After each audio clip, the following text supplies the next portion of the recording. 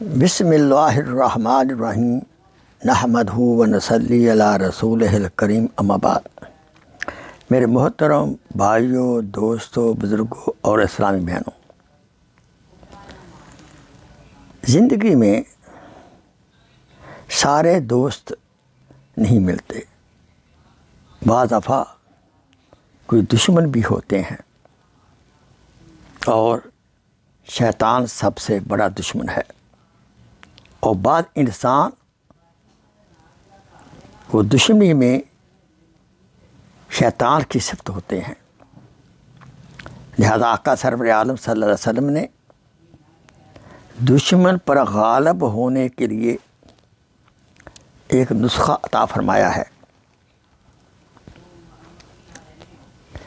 حضرت ابو طلحہ رضی اللہ تعالیٰ عنہ فرماتے ہیں کہ ہم لوگ ایک غزوہ میں حضور اقدس صلی اللہ علیہ وسلم کے ساتھ تھے، دشمن سے مقابلہ ہوا، اور میں نے حضور اقدس صلی اللہ علیہ وسلم کو یہ دعا کرتے ہوئے سنا: یا مالک یوم الدین ایاک نعبد و ایاک نستعین،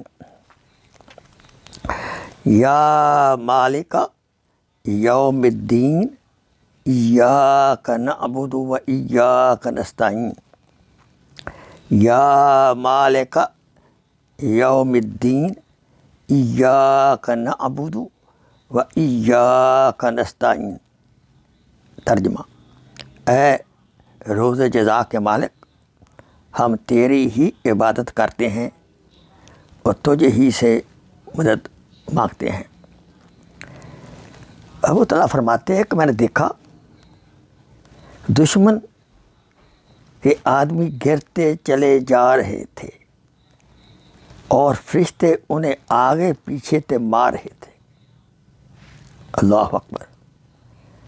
آئیے بعض دفعہ ہمیں بھی کسی دشمن سے وابستہ پڑتا ہے تو آپ اس انسان کا تصور کر کے اس دعا کو پڑھیں۔ یہ دعا ہر نماز کے بعد 11 مرتبہ اس کا تصور کر کے اپنے دشمن کا یا آپ کو جو بہت تنگ کرتا ہے، انشاءاللہ مسئلہ حل ہو جائے گا۔ کیا دعا؟ یا مالک یوم الدین ایاک نعبد و ایاک نستعین، یا مالک یوم الدین ایاک نعبد و ایاک نستعین، یا مالک یوم الدین ایاک نعبد و ایاک نستعین۔ اگر کسی بہن یا بھائی کو اس کا سپروائزر تنگ کرے، پریشان کرے، تو وہ یہ ذکر کرے۔ جب آپ اس کو دیکھیں، دل ہی دل میں یہ ذکر شروع کر دیں، انشاءاللہ وہ آپ کے ساتھ اس نے سلوک کرے گا۔ وآخر دعوانا الحمدللہ رب العالمین۔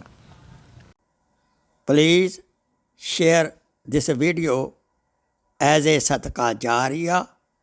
جزاک اللہ خیر۔